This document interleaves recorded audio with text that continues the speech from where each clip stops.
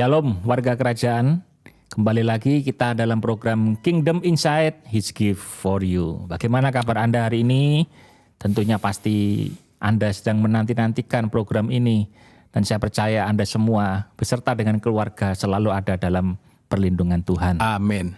Nah, hari ini kita masih bersama dengan Koden. Ya, Koden kabarnya sangat baik. dahsyat, Dahsyat. ajaib, luar biasa, indah, mulia. Nah, Menu komplit.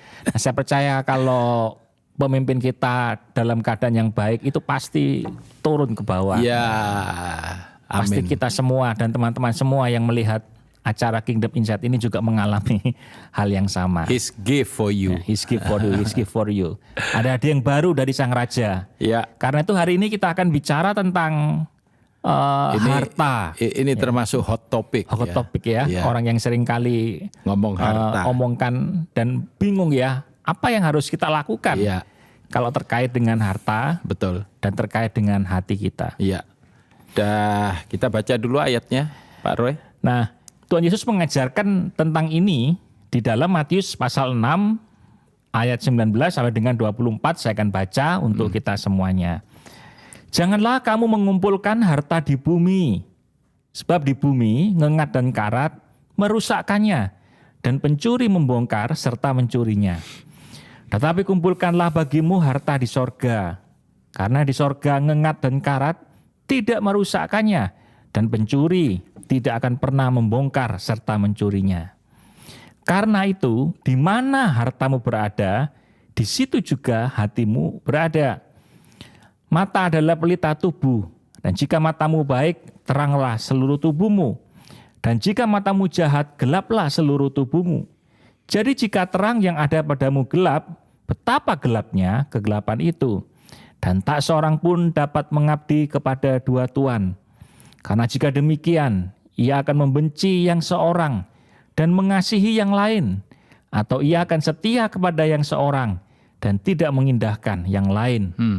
Kamu tidak dapat mengabdi kepada Allah dan kepada Mamon. Mamon, ya. Amin. Nah, Koden, apa sebetulnya yang Tuhan Yesus ajarkan tentang harta melalui ayat yang baru saja kita baca ini, Koden? Iya.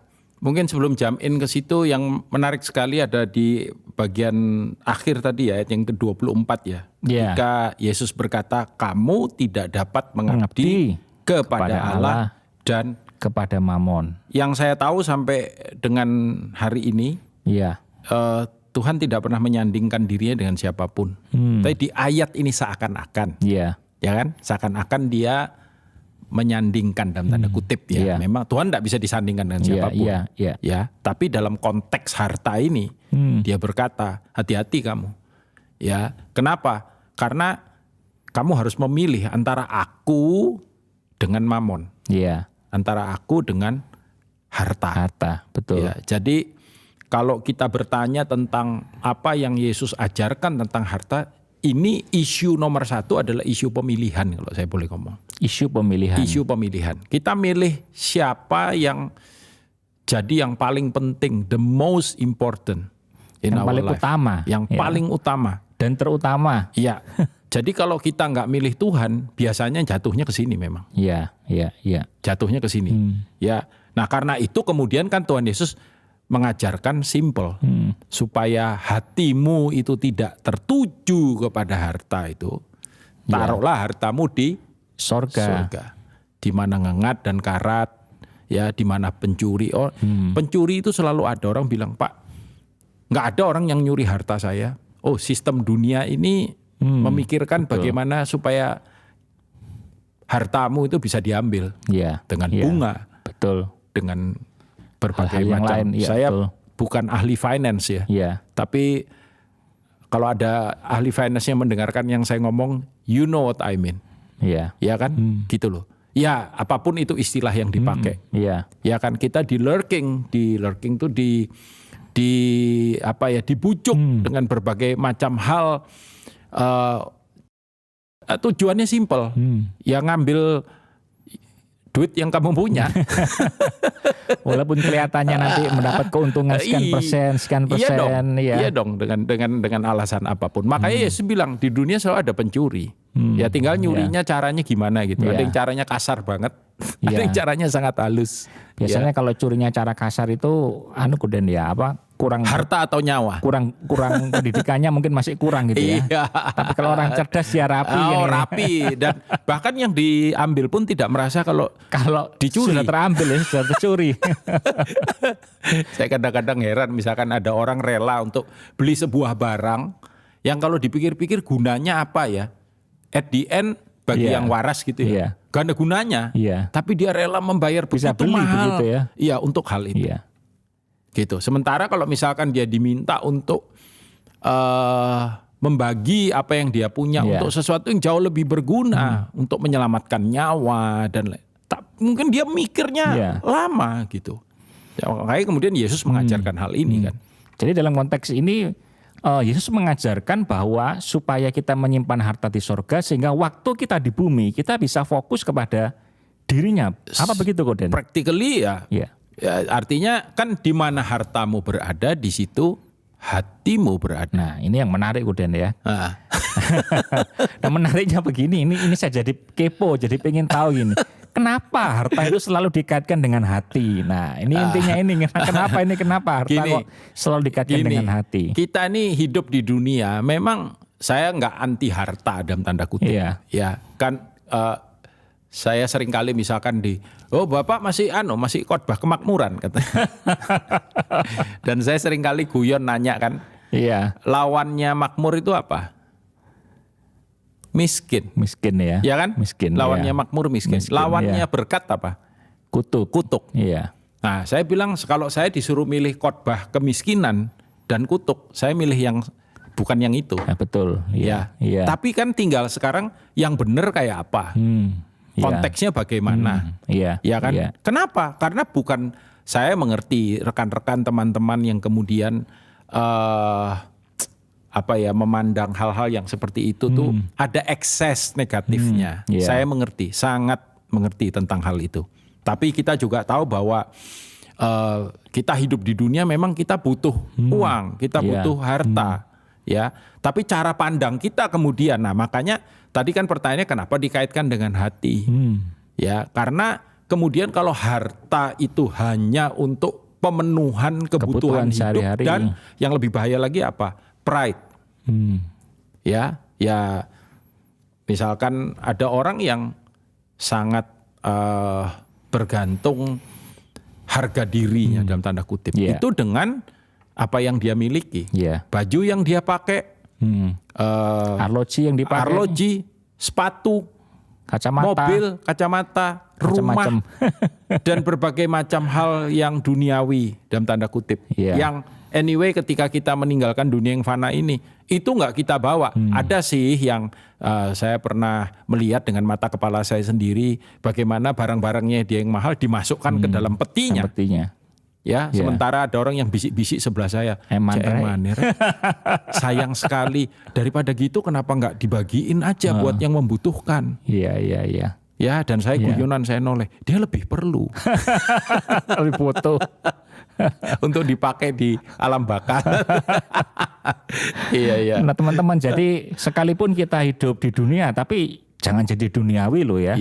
Karena kita hidup di dunia tidak membuat kita menjadi duniawi. Sama kan? Kamu boleh dari kampung, enggak berarti kamu kampungan. Iya, kamu juga boleh berasal dari desa, enggak berarti kamu deso. Desit. Jadi kalau begitu harta selalu dikaitkan dengan hati karena itu bisa menunjukkan Koden ya, siapa sebetulnya yang menjadi tuan dalam hidup kita. Prioritas dalam hidup kita. Apakah sang raja itu jadi prioritas dalam hidup kita? Karena kalau memang kita ini hanya tertujunya kepada harta ini, akhirnya juga kita kita menilai segala sesuatu, memfilter segala sesuatu itu dari harta. Misalkan kita rasa hormat kita kepada seseorang, ya kan? Ada orang tuh yang, gampang banget memandang rendah orang atau bersikap yang tidak sepantasnya kepada karena orang itu lebih miskin dari dia, atau jangan ngomong miskin lah, nggak enak ya. hartanya lebih sedikit dari dia, jauh lebih sedikit dari dia. Iya. Sehingga ketika si pribadi ini misalkan usul sesuatu, gak dianggap. Tapi waktu orang yang lebih kaya dari dia ngomong, oh dia tak Langsung ada, iya dia langsung respect gitu. Noh, ini kan berarti respectmu terhadap manusia itu sangat ditentukan oleh hartanya. Ya. Yang berarti juga respectmu tuh gampang sekali berubah. Tergantung harta yang dia punya. Iya, Kalau padahal- satu hari kemudian dia nggak punya harta lagi, Iya. you lose respect. Gitu. Padahal Tuhan tidak membedakan Tuhan tidak memandang manusia, Alkitab bilang. antara orang satu dengan orang yang lainnya. Betul. Kodenya. Tuhan tidak melihat, artinya cara Tuhan memandang penghargaan kepada seseorang itu iya. tidak pada berapa banyak harta yang dia punya. Ya. Nah, ini saya mau mengajukan pertanyaan yang pasti ditunggu-tunggu oleh teman-teman ini, Goden.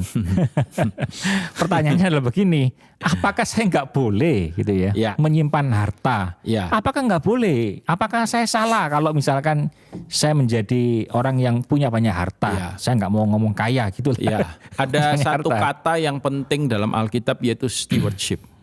Bahwa semua yang kita ada pada diri kita, semua yang kita punya dalam tanda kutip, Iya. itu sebetulnya bukan punya kita. Semuanya itu dititipkan, Dititipkan. ya kan? Semuanya itu kingdom finance itu ya, atau kingdom wealth itu ya. Itu Iya. konsepnya di dalam kerajaan itu tidak ada ownership yang pribadi sifatnya. Iya. Ya, semua itu miliknya sang raja Milik sang raja. yang Iya. dipercayakan kepada Kepada kita. kita. Makanya kata yang penting itu stewardship. Stewardship itu pengelola. Iya. Jadi Tuhan bukan berarti Tuhan melarang kita punya harta. Bukan Iya. berarti Tuhan melarang kita juga untuk bisa enjoy dengan dengan berkat yang Dia beri buat kita. Bukan berarti juga Tuhan, kalau kamu nggak miskin, kamu nggak rohani. Itu juga Iya. nggak benar, ya kan? Iya, betul. Yang Tuhan mau adalah kita mengelola dengan bijaksana semua sumber daya.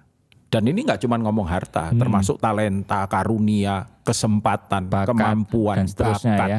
Semua yang Tuhan taruh dalam Hidup kita. Iya, harta itu datang kan karena itu semua, Iya, ya kan? betul. Gitu. Iya. Nah, bagaimana kemudian kita bisa mengelola dan memanajemeni semuanya itu dengan baik untuk kepentingan kerajaan surga, Iya. untuk kepentingan sang raja, untuk kepentingan misinya dia, Iya. gerejanya, segala hal yang berkaitan dengan pekerjaan Tuhan. Iya. Nah, ini saya mau sampai kepada aplikasi yang Iya. praktis ya. Iya. Karena seringkali kalau kita membaca ayat ini dan kemudian membayangkan ya, menyimpan harta di sorga. Di surga. Apakah di sorga itu ada bank gitu ya, atau ada apa gitu Bukan ya. cabang Di bumi Tunjungan. dan seterusnya gitu ya. Nah, ini aplikasi praktisnya apa yang bisa saya lakukan, Guden, sehingga hal itu dianggap dengan saya menyimpan harta di sorga. Ya, nomor satu jelas ya, jelas. Tadi saya ada bicara tentang advancing the kingdom. Iya. Ya, memperluas, bukan menumbuh kembangkan ya, memperluas ini kingdom mission, ya, Iya. misi Iya, kerajaan. misi kerajaan. Nah, kita tahu misi punya membutuhkan Kebutuhan, banyak ya. hal, ya kan? Selain dari talenta karunia, termasuk juga keuangan. Dana Ya. misi ya. Jadi dana misi. Lalu dunia kita ini Iya. membutuhkan banyak hal yang memerlukan bantuan. Iya. Sekolah, contoh kita ada di dalam kondisi COVID seperti ini. Ya, kemarin Iya. saya bertemu dengan salah satu businessman yang dia punya saham di rumah sakit juga yang mengatakan bahwa, waduh saya sekarang pusing. Kenapa? Semua rumah sakit penuh. Ya kan? Iya. Coba bayangkan di kota kita ini ada tambahan 10 rumah sakit baru misalkan. Iya. Seperti di China ketika COVID baru-baru merebak. Mereka dengan cepat Membangun rumah sakit baru. Iya, itu kan butuh duit. Itu butuh dana. Iya. Gitu. Ya, jadi saya sempat ngobrol sedikit. Mestinya kalau bisa kerjasama dengan swasta yang kemudian swasta ini menyediakan tempat misalkan. Iya. Swasta yang lain menyediakan alat. Swasta yang lain ya tapi memang dia ada ngomong salah satu juga yang harus diperhatikan tenaga ahli, Pak. Iya. Nah, anyway, ada banyak hal yang kita bisa lakukan dengan, maksudnya gini, konteks menaruh harta kita di surga, sekolah, lalu kemudian pendidikan sekolah sama ya. Let's say apa itu training, misi, ya training, misi penjara ya. itu jelas, Pengembangan, ya kan? Pengembangan sosial, ya dan lain sebagainya, membuka lapangan pekerjaan, startup, ya, bukan startup drama Korea, bukan ya. Tapi maksudnya, dan termasuk memperhatikan para hamba-hamba Tuhan. Ini bukan karena saya hamba Tuhan, saya ngomong begini, tidak. Ya kan, bagaimana mereka memperhatikan para imam, kesejahteraan mereka, anak-anak mereka, dan lain sebagainya. Banyak sekali yang kita bisa lakukan secara praktikal, yang tujuan daripada semuanya adalah kita menyimpan harta kita di sorga. Ya. Dan saya percaya itu salah satu pencapaian tertinggi dalam tanda kutip kalau boleh kita bilang dalam kehidupan manusia, yaitu meninggalkan legacy. Ya, meninggalkan legacy, warisan baik secara rohani maupun secara real yang orang kemudian bisa mengingat akan hal itu. Itu. Nah teman-teman, jadi sekarang sebetulnya tidak ada alasan lagi bagi kita untuk kita kemudian ngomong saya nggak bisa menyimpan harta di sorga. Tadi Koden sudah menjelaskan bahwa ada begitu banyak hal yang bisa kita lakukan ya untuk kita bisa menyimpan harta kita di sorga. Nah, kemudian yang terakhir, bisa nggak mendoakan kita semuanya untuk kita tetap bisa fokus ya, menjadikan Kristus sebagai Tuhan, bukan mamon yang ada di dalam hidup kita. Mari kita berdoa. Bapa, kami datang kepadamu saat ini dan kami minta hati daripada Tuhan sendiri. Engkau Bapa yang murah hati, Tuhan yang murah hati. Dan sebagaimana kami anak-anak-Mu, biarlah kami juga murah hati ya Tuhan. Kalau Tuhan sudah memberkati kami, berarti Tuhan punya maksud dalam kehidupan kami. Biarlah semua yang mendengar akan percakapan ini menangkap maksud dan isi hati Tuhan dan kehendak Tuhan. Karena kami ini pengelola yang dipercaya atas semua investasi yang Tuhan sudah taruh di dalam kehidupan kami. Supaya kami pertama-tama tentu saja boleh menolong saudara-saudara kami yang memerlukan. Tetapi juga memperluas kerajaan-Mu dan menjadi berkat bagi dunia ini. Engkau berkata, hendaklah terang-Mu bercahaya di depan semua orang, supaya mereka melihat perbuatan-Mu yang baik dan memuliakan Bapa-Mu yang di sorga. Biarlah kiranya itu yang terjadi di dalam kehidupan setiap kami yang sudah mengalami keberkatan daripada Engkau. Kami mengucap syukur, doa sederhana ini sempurnakan, kami minta dalam nama Tuhan Yesus. Amin. Amin. Thank you Koden untuk waktunya. Sama-sama. Yang sudah memberi pencerahan kepada kita tentang bagaimana kita menyimpan harta yang ada di sorga. Teman-teman, quotes hari ini adalah muliakanlah Allah dengan hartamu. Amin. Jangan lupa nantikan program-program Kingdom Insight berikutnya, sebab ada His gift for you. Amin.